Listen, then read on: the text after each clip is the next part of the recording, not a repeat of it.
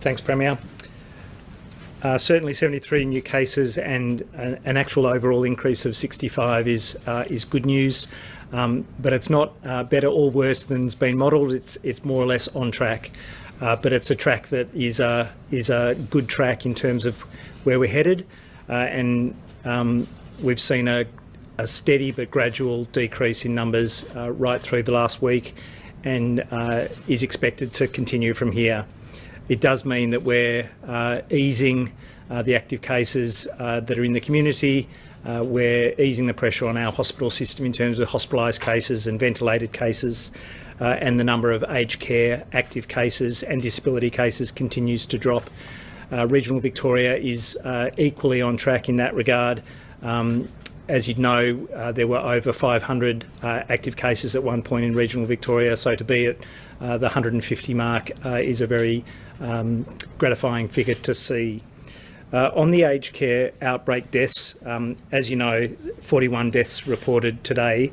There is a reconciliation that we've needed to go through.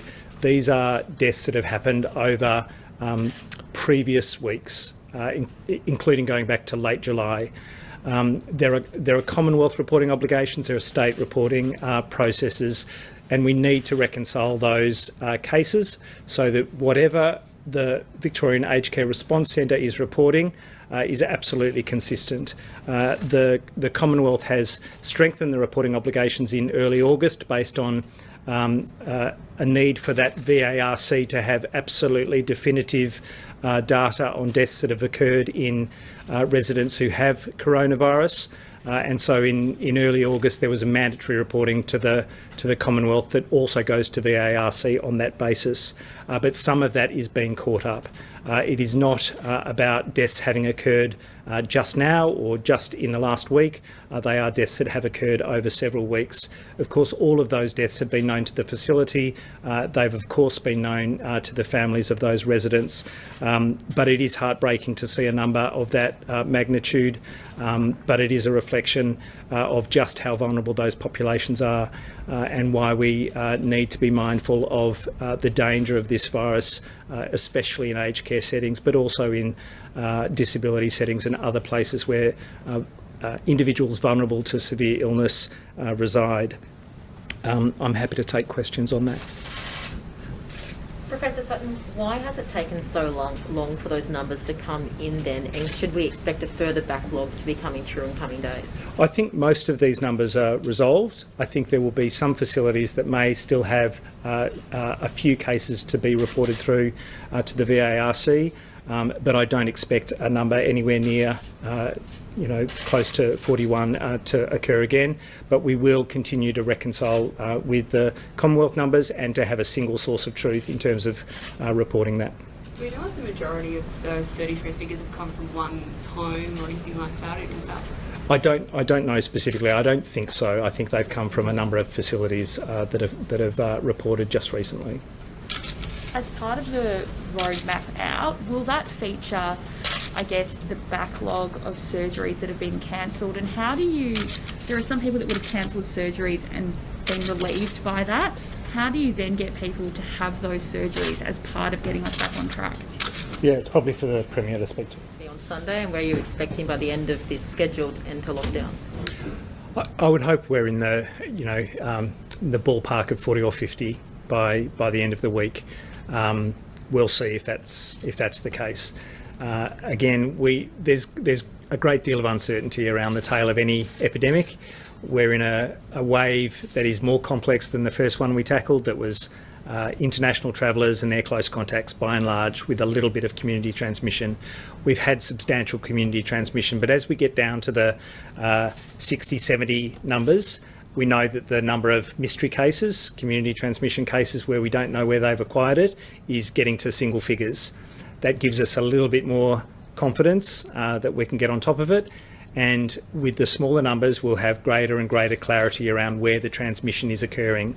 Of course, what we don't know is where we can't see where transmission is occurring. And that's why the call for testing is so critical every day, and why the call for people to hold the course, even as we get to very low numbers, is also so absolutely critical.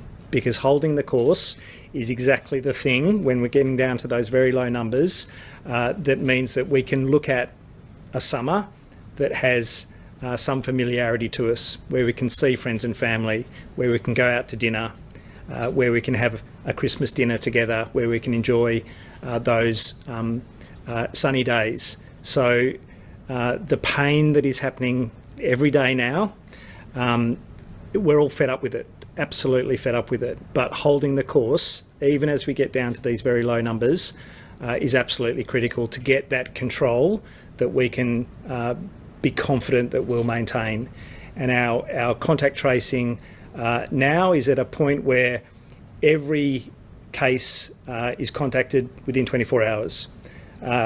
Almost every case is interviewed within 24 hours. The only ones that aren't interviewing are the ones who aren't picking up the phone and can't be found at home, or who are aged care residents who are a known part of an outbreak, who are demented, who can't be interviewed. Every close contact is contacted within 48 hours. So we've got a robust contact tracing that's been built over time and is now, more than enough capacity for the numbers that we're seeing. But we have to have both that in place and low enough numbers for it to be manageable on a day-to-day basis into the long term, including when we have outbreaks, because a single case can cause 100 cases in a week. A single case can cause 1,000 cases in a couple of weeks. So we have to be mindful that even low numbers do not give you that absolute confidence that everything is in control and it's all going in the right direction. Those critical settings are the ones to keep an eye on, and we don't know what we don't know. So testing has to happen, and those difficult to identify populations who may or may not be stepping up for testing, who may or may not be presenting for care, are also ones that we need to understand and reach into. I don't know if this is for you or for the Premier, but do you anticipate many businesses are going to have to make changes on top of what they'd already made before we entered stage 4?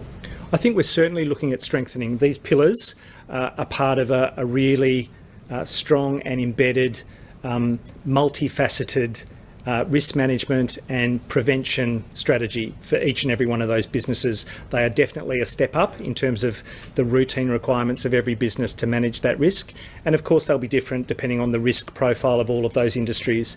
But I think every single work setting needs to understand that there'll be some basic requirements that will very strongly want to be in place all of the time and across the board. I think you said that it's possible that a further backlog could come through in coming days. Are you aware of any more deaths that haven't been reported as yet? I know there are a number. I don't know the exact number because they haven't been formally reported to us, but I know that there's still some reconciliation between numbers that have already been reported to the Commonwealth that I expect will reconcile in coming days. So should we expect more days of 40-odd deaths? No, I don't think so. I think there are a small number that are still outstanding, but that they'll come through and we'll reconcile them and we'll have a single number every day going forward. So the current death toll of, I believe it's 530 something, obviously isn't accurate at the moment then? So we have to see what gets reported to understand exactly what is counted.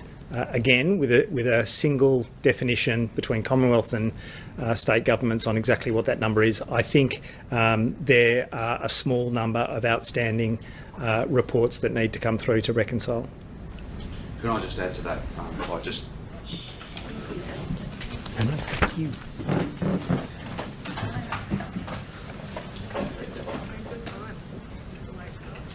I won't all record my secret just yet.